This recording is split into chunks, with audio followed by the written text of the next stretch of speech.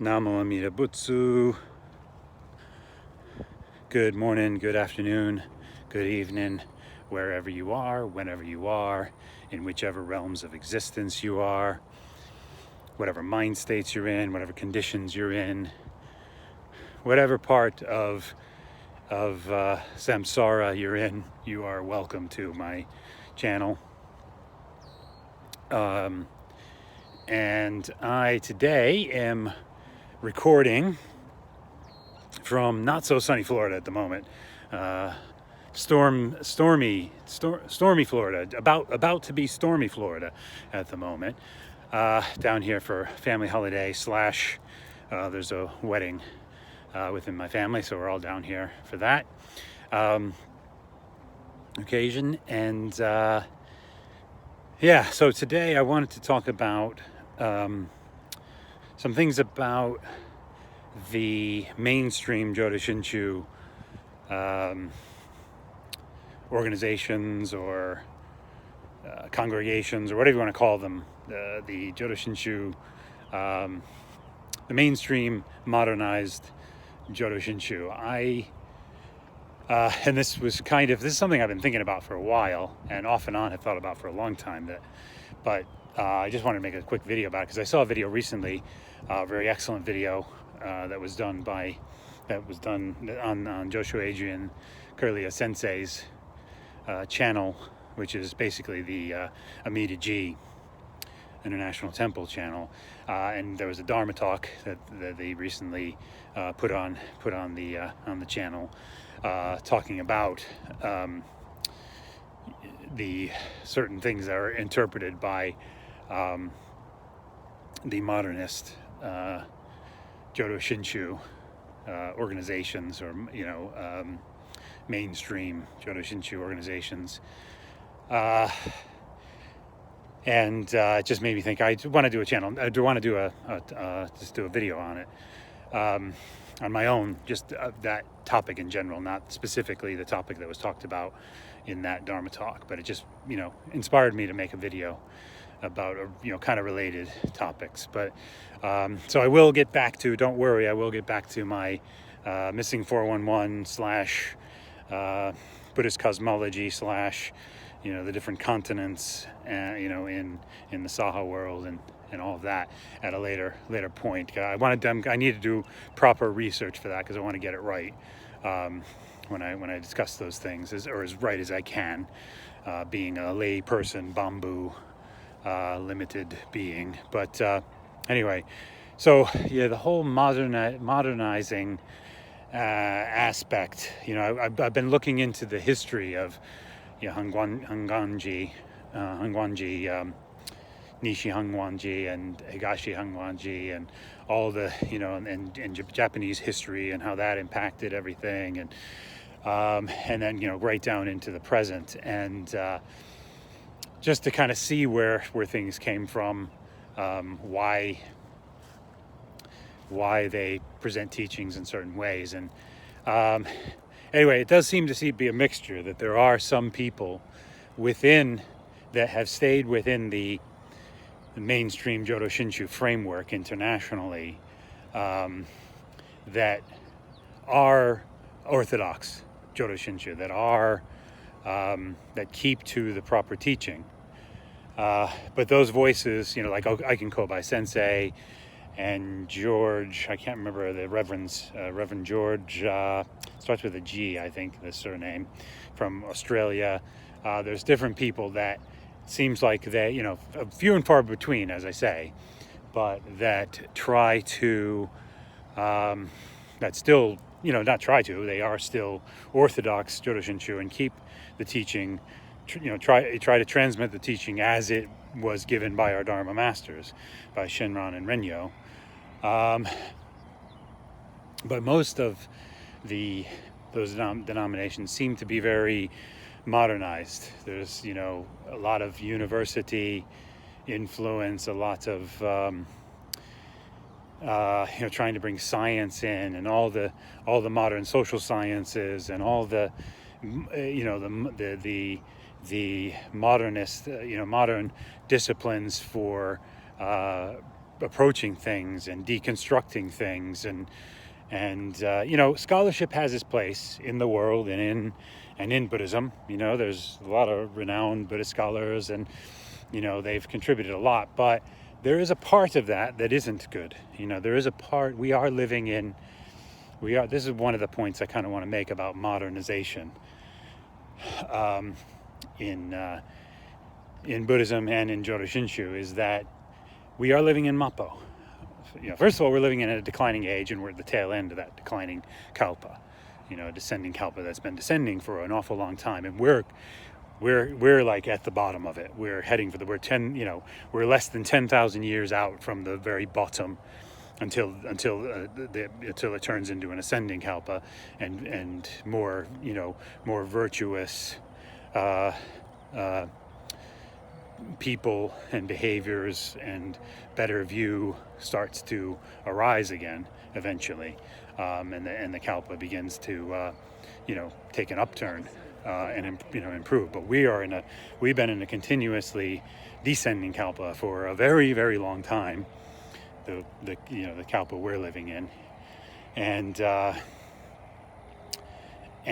we're not only that, we're at the tail end, like I said, less than 10,000 years out from the bottom of it.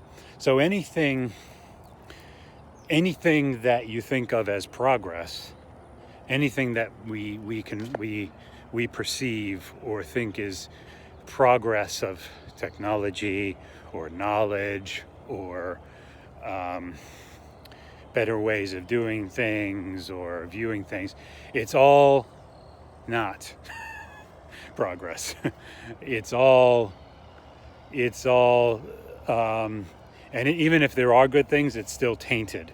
Anything we think is progress is still tainted very badly and corrupted, and says behind it just selfishness or ignorance or actual corruption or actual evil. And that's just the way it is. That's just how our karmic causes individually and collectively are now. So, when they try to bring in, when universities try to, and when we try to have more scholarship and more, understanding of the teachings, and, you have the scholarship, it's going to be tainted with that. It was going to be tainted with all those things. Now, like I said, some good things may arise from that, but if it's changing the teaching, it's not good. If it's complicating the teaching, it is not good.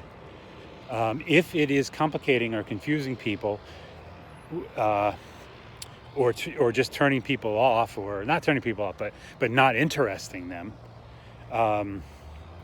people who are sincerely interested, people who have the good causes from the past, who seek out, in terms of the five aspects of Shinjin, of the five aspects of being born in the Pure Land.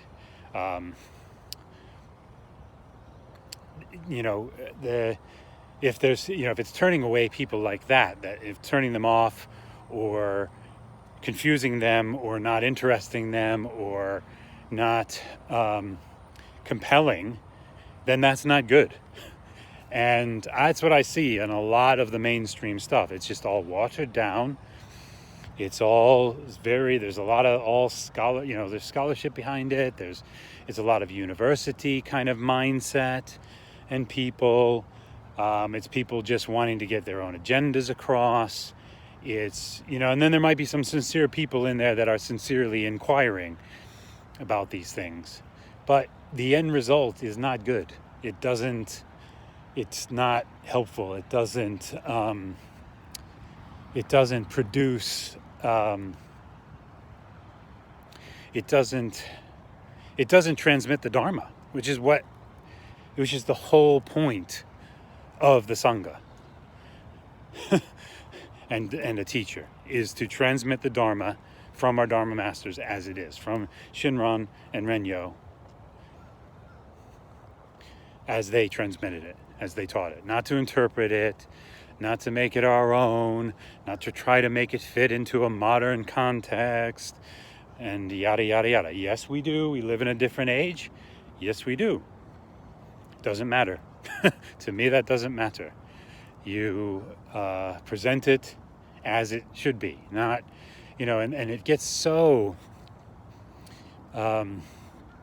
it's all they do, the modernization, the politicization of it, it all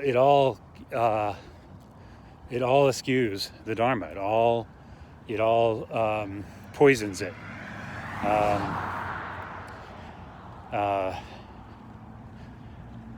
And I'm completely against that. I've been watching a lot of videos of the mainstream stuff, and some of it's good. Some of the things they talk about is good, and some of the teachers are good, and some of them aren't. And of the mainstream Jodo Shinshu temples and organizations. It isn't the Dharma, so I'm very glad that I briefly encountered some of the modernist stuff, but when I first started to look into Pure Land Buddhism and then eventually Jodo Shinshu Buddhism. But it was not long after that I encountered Paul Roberts and the True Shin Buddhist email group. So I'm very glad I did, because they were trying to teach the teaching to transmit the teaching as it was transmitted.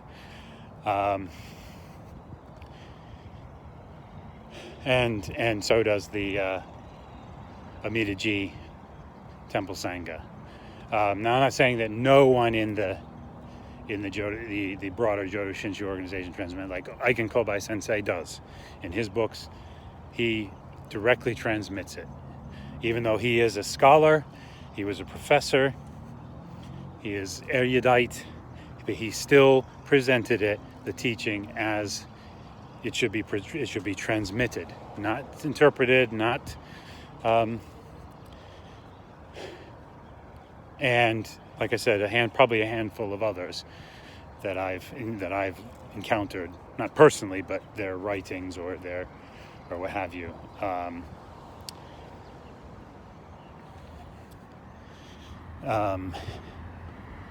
So I just want to say, like, when I start to listen to it, if it's not the teaching, I'll switch it off. I have no time for that. I have no time for murky explanations and intellectualizations and politicizations and all that stuff. I just have no patience or time for it. It gives nothing, transmits nothing, and gives nothing to me. Probably helps with the careers of the people that that are propagating this stuff, that are propagating modernist kind of approaches and views and their own interpretations. It's helping their own careers and helping their own pocketbook with their salaries and. But it's losing sincere inquirers. I would love to know how many sincere inquirers like me have just left the sorry, I had to let a golf cart go by there, but I just wonder how many sincere inquirers like myself and others have been just, have checked out and I know there's been a lot, because I've talked to people communicated with people in the True Shin Buddhism email group when it existed, as well as in the Amida Ji. And there's a lot of people that just, walked away from, we should have a walk away movement from from the mainstream Jodo Shinshu. Anyway, sorry, just kidding about that. But so I just wonder how many of us there are that encountered the mainstream Jodo Shinshu Buddhist organizations and temples and decided, I'd rather do something else. Or I'm going to seek this on my own, or, whatever, and never got back to it. And it's a shame. It's a real shame that that's the way it is, because I don't know any other any other teaching, Buddhist or otherwise, that is more compelling than Jodo Shinshu, Orthodox Jodo Shinshu Buddhism. I know nothing else that is more compelling, that is more answers all my questions, pretty much. I mean, obviously I'm still asking them, and I'm still, going through that process of dealing with my questions and doubts, but they're getting less and less, and I'm entrusting more and more.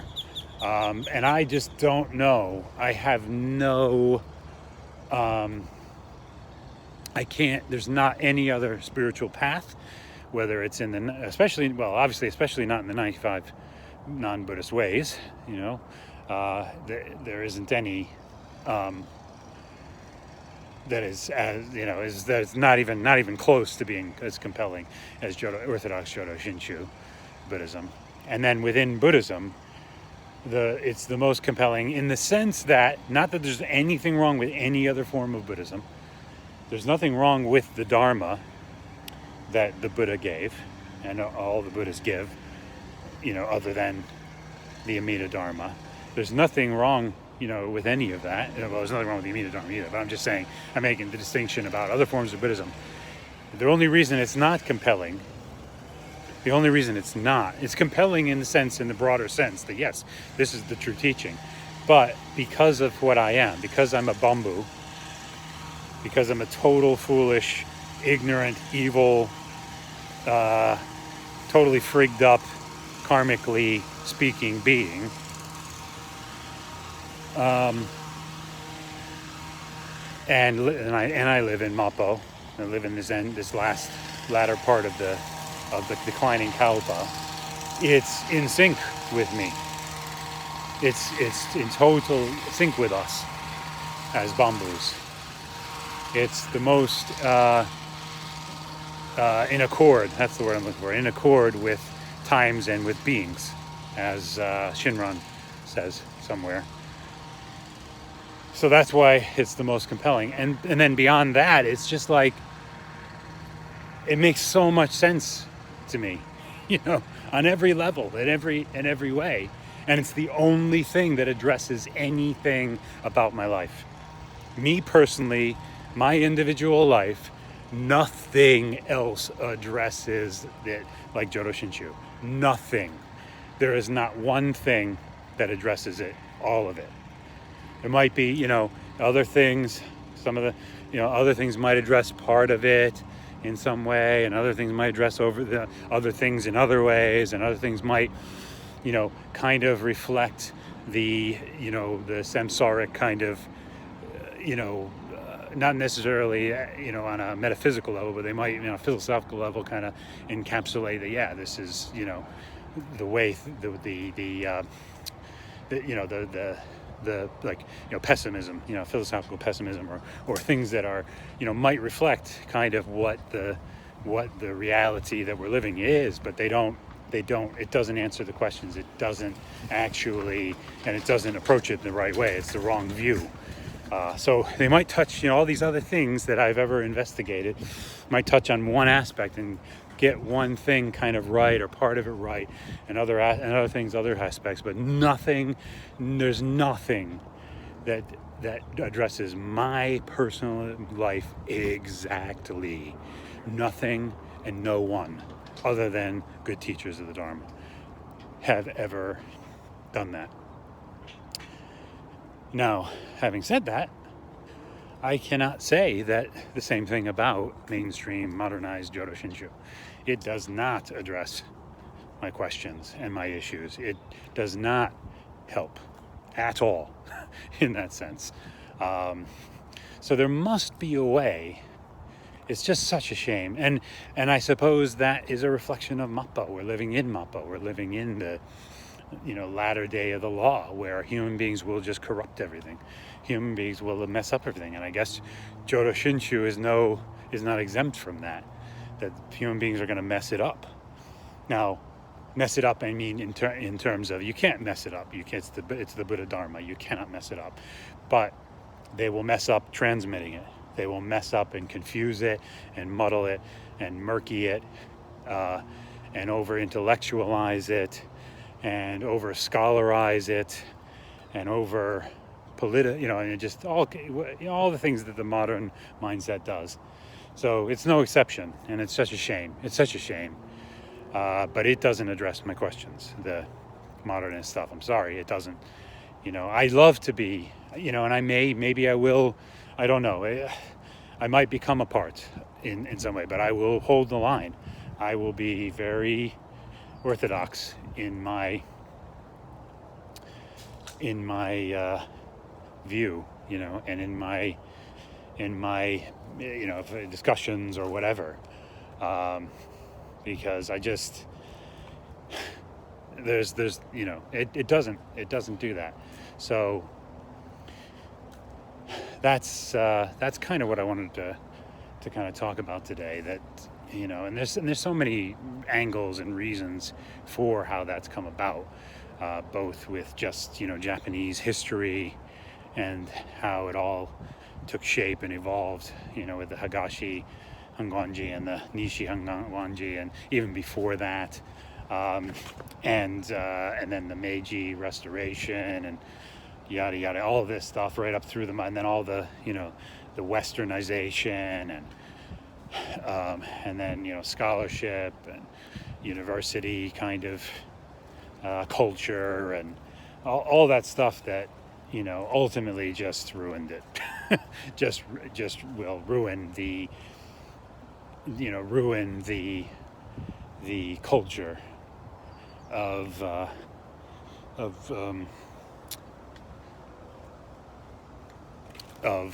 Jodo Shinshu, Jodo Shinshu, the Jodo Shinshu community, the Jodo Shinshu Sangha, and the ability of it to transmit the Dharma. It just ruins it.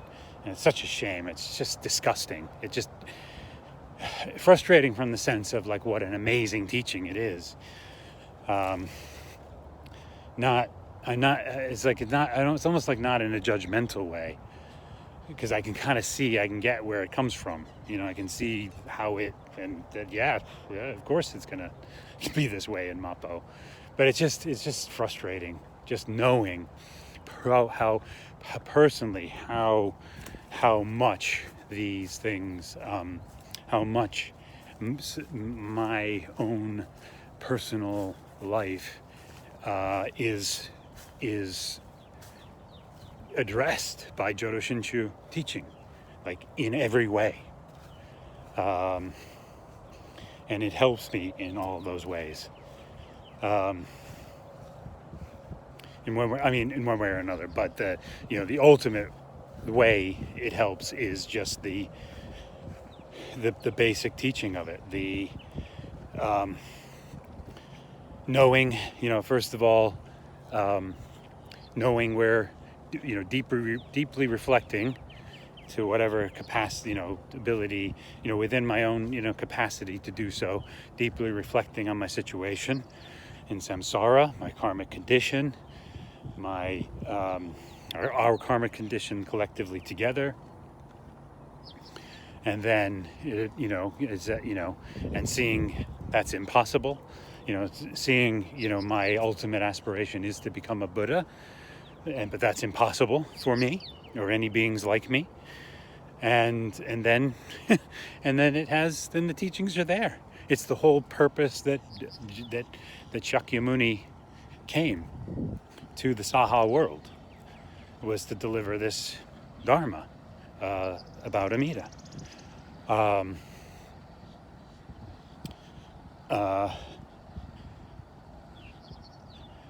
So anyway, that's it. Just, you know, it addresses my specific situation in every way. That's all I can say at this point for this video. But I just wanted to go on record to say that. But I also want to say that I have seen good things in certain Dharma. Some Dharma talks, you see there's good information it's actually informational about either the history of Jodo Shinshu, about the main figures and the main community of Jodo Shinshu. There's good talks in history, really, explaining that and describing that and the developments of that, and also about the different Dharma masters. I've seen really good talks on talks or presentations or series on all the Dharma masters and what they taught and the development through the Dharma masters right through to Jodo Shinshu, with Shinran and Renyo. And I've seen good talks on different aspects of the Dharma, explaining things. So it's not all bad. I've seen good things. But again, you have to really look for it, and it's kind of few and far between.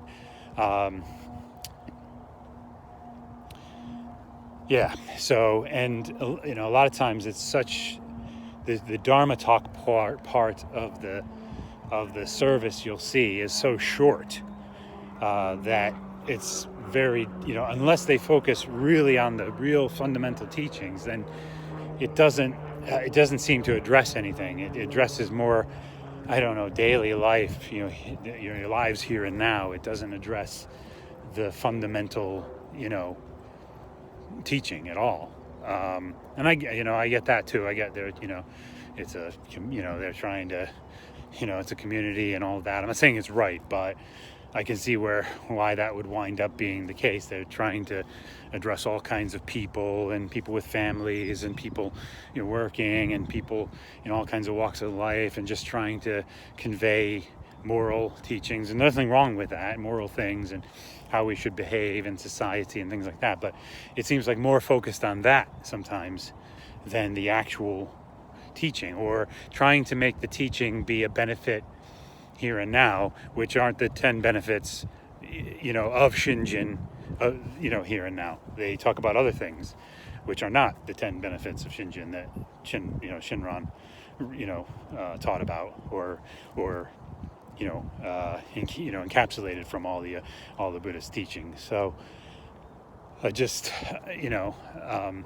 there is some good things. And in the ritual itself, is good things. The Shoshinge, and I think that's how you pronounce it. And the ritual itself, to me, seems sound, except if they add some weird thing, or some some kind of intellectualized thing. And so and also those rituals only make sense to somebody who actually believes in the teaching, believes that Amida Buddha is a real Buddha, and that is an actual Buddha, and that Pure Land is a real place, true and real place, and that Nembutsu is true and real, and is. And do you know what I mean? And is the real, anyway. So those rituals only make sense if you really believe that. If you don't, it's like, well, where those rituals and those not rituals, the different the what's the word I'm looking for? The liturgy, when you go through the different things that you're chanting, and doing all that. They all make sense, and that's all very good. If you actually believe that, if things are over, if you're coming from it from this is a myth trying to, present something else, and you really don't believe that they're real. I mean, you can, this is the tricky thing about the myth thing, is I think there are some sincere people who use that who shouldn't use, shouldn't use that anymore, because it's so, the meaning of words changes, and there's a difference between what myth mean, what the words for myth are in Japanese and what the words are for myth, and what that actually means in the modern mindset. You shouldn't use myth. That should not be used by anybody who's trying to transmit the Dharma. You can say things like, obviously, these teachings were given to us by a Buddha to ordinary, foolish, ignorant, evil, totally obscurated beings. So it's presented in a way that we can understand it. It's presented that it's, and it is actually as the sutra is presenting it. That is how it is. But obviously we're not going to see how it really is, because we're bumboos. So we're not going to see it as it really is. But that doesn't mean, that, and I know that, but that doesn't mean that I don't think that Amida Buddha is real, and that Amida Buddha is real, that Pure Land's real, that Shinjin is, real, that Nembutsu is real, true and real, that all those things are true and real. It just means I know I'm a limited bamboo, and then I need them. And I need Amida Buddha. I need, and Shinjin is my only vehicle from Amida to, Amida's other power, Amida's vow, is what I'm trying to say, is my only vehicle to become a Buddha, is my only way, is my only means to get there. It doesn't mean, that I know that there's only a certain level to which I can understand all those things that are in the Pure Land Sutras. There's only a certain level to which I can, see and perceive them. But that doesn't mean I don't think that they're true and real. And so I think sometimes they use that word myth when they're trying to say that, but they shouldn't use that word. They just should not. Because it's just a basic teaching of any Buddhism that as ordinary beings who are not Buddhas, we don't understand things as they actually are.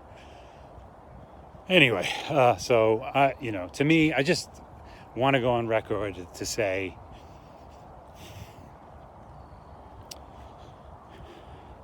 Orthodox Jodo Shinshu, for me, is the only way to go. I will never have a modernized mindset about it. That will never appeal to me. That will never address my life, me. That's what I want addressed. They might be, I don't know what they're addressing, but it ain't the condition of a bamboo. They're addressing something else. They're perpetuating someone else's career and their own careers. They're perpetuating something, but it ain't the Dharma. It ain't transmitting the Dharma of the Amida Dharma, the Orthodox Jodo Shinshu teaching. It is not transmitting that. And I don't care how many ways they try to reinterpret it. I don't care what they say about it. I don't care who is saying it. I don't care how many degrees or PhDs they have, or how long they've been a scholar, or whatever. If they are not transmitting the Dharma, like Oiken Kobai Sensei or Josho Sensei, or or other Orthodox Jodo Shinshu good teachers of the Dharma do, or Paul Roberts did, if they're not presenting it that way, it is not transmitting the Dharma. It is transmitting something else. And that will never appeal to me. I will never agree with that or support that,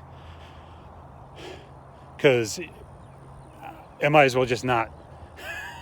Because whatever they're propagating or perpetuating or teaching, it doesn't appeal to me, it doesn't make any sense to me, and it doesn't relate to my life at all in any way, or communicate with my mind in a way that I can hear it and receive it.